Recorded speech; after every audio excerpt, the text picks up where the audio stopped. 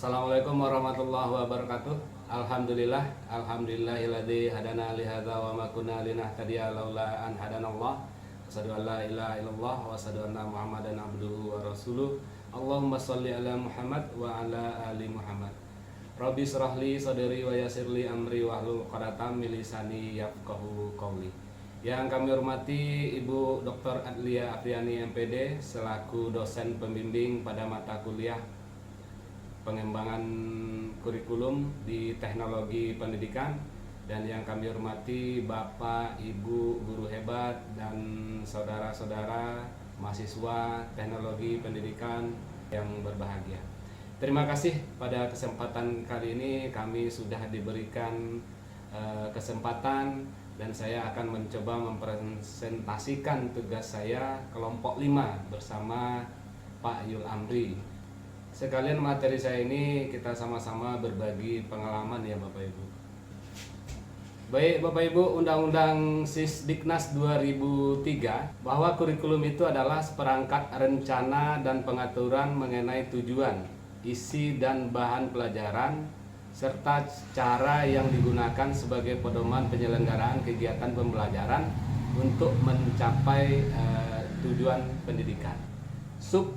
Judul komponen isi materi kurikulum pada kelompok kami, pertama adalah pengertian isi kurikulum, yang kedua adalah hakikat materi pembelajaran, ketiga adalah aspek-aspek isi kurikulum, keempat adalah pengembangan isi kurikulum, kelima kriteria pengembangan isi kurikulum, keenam adalah langkah pengembangan isi kurikulum mata pelajaran, yang ketujuh kriteria penyeleksi bahan ajar, yang kedelapan adalah sumber materi pembelajaran. Isi kurikulum menurut Munir 2008, materi atau isi pelajaran merupakan pengalaman yang akan diberikan kepada peserta didik selama mengikuti proses pendidikan atau proses pembelajaran. Kita akan lihat isi dari kurikulum itu, bagaimana kita memahami konteks isi kurikulum, kemudian bagaimana kita bisa menjelaskan konsep pengembangan isi kurikulum. Pertanyaan yang selalu muncul pada para perencana pendidikan dan pengembang kurikulum itu adalah bahan apakah yang harus diajarkan kepada siswa dan apa tujuannya. Kadang pertanyaan ini menyangkut isi kurikulum atau isi pengajaran. Isi kurikulum adalah segala sesuatu yang ditawarkan kepada peserta didik sebagai pembelajaran dalam kegiatan proses belajar mengajar untuk mencapai tujuan. Isi kurikulum meliputi mata pelajaran yang dipelajari oleh peserta didik dan isi masing-masing dari mata pelajaran tersebut, sehingga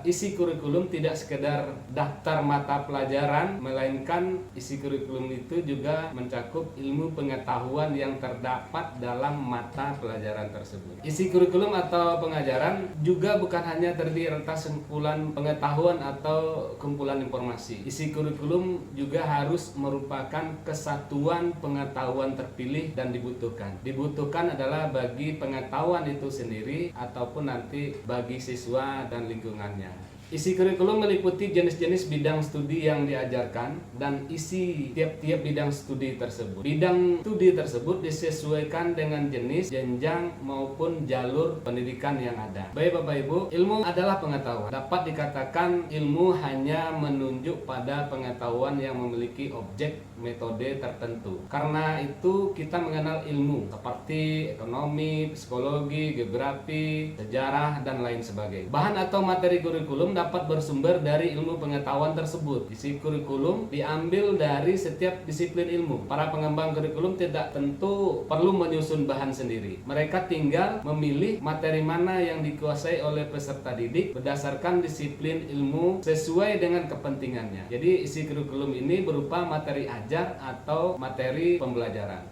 Secara umum, isi kurikulum dapat dikelompokkan menjadi 3 bagian. Pertama adalah logika, yaitu pengetahuan tentang benar salah berdasarkan prosedur keilmuan. Contohnya, misalkan begini nih, dalam bidang fisika bahwa hukum gravitasi Newton itu digunakan untuk meramalkan gerak benda di ruang angkasa dengan menggunakan prinsip logika dan matematika. Contoh yang lain misalkan dalam matematika bagaimana teori Pythagoras adalah contoh logika dalam pengetahuan di mana si segitiga siku-siku, panjang sisi miring dapat dihitung dengan menggunakan kuadrat dari panjang kedua sisi yang lain. Dalam ilmu politik misalkan, peneliti menggunakan logika untuk menganalisis perubahan politik dalam masyarakat. Yang kedua yaitu pengetahuan tentang baik buruk, nilai, dan moral. Di sini mungkin saja contohnya itu adalah kejujuran, tanggung jawab, kerjasama, empati, keadilan, menghormati, menghargai, dan tanggung jawab. Kemudian yang ketiga, estetika, yaitu pengetahuan tentang indah, jelek, yang ada nilai seni, keselarasan, keseimbangan. Jadi kalau kita lihat berarti isi kurikulum itu dapat kita kelompokkan menjadi 3 bagian itu: logika, kemudian etika, kemudian estetika.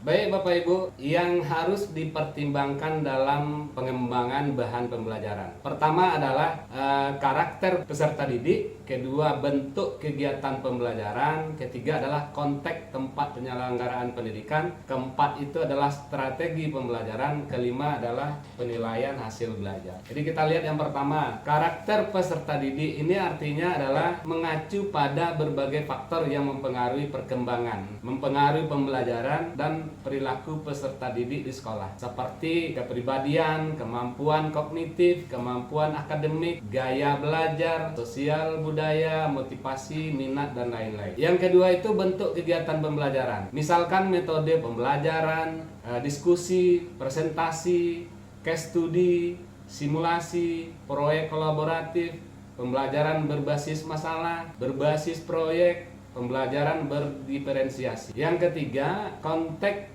tempat penyelenggaraan pendidikan. Ini merujuk pada lingkungan fisik, fasilitas, kelas, perpustakaan, ruang belajar. Yang keempat itu adalah strategi pembelajaran. Strategi pembelajaran adalah serangkaian tindakan yang direncanakan dan dilaksanakan oleh pendidik untuk mendukung proses pembelajaran siswa atau pembelajaran peserta didik. Yang kelima adalah alat penilaian hasil belajar. Alat penilaian hasil belajar adalah instrumen atau metode yang digunakan oleh pendidik untuk mengukur tingkat pencapaian siswa terhadap tujuan pembelajaran yang telah ditetapkan.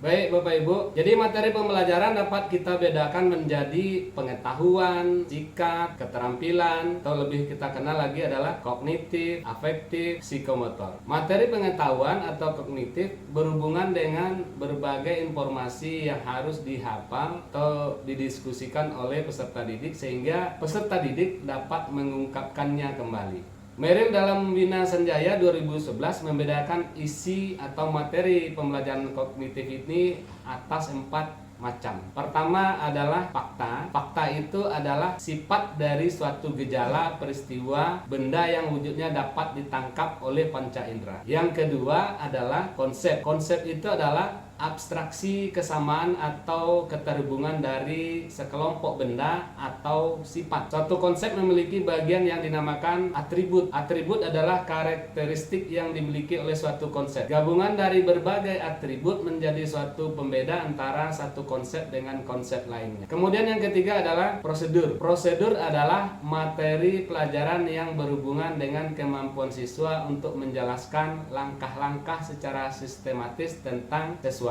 Yang keempat adalah prinsip. Prinsip materi pembelajaran bisa berupa hasil penelitian atau sebuah teori yang telah dibuktikan sehingga dapat dipercaya.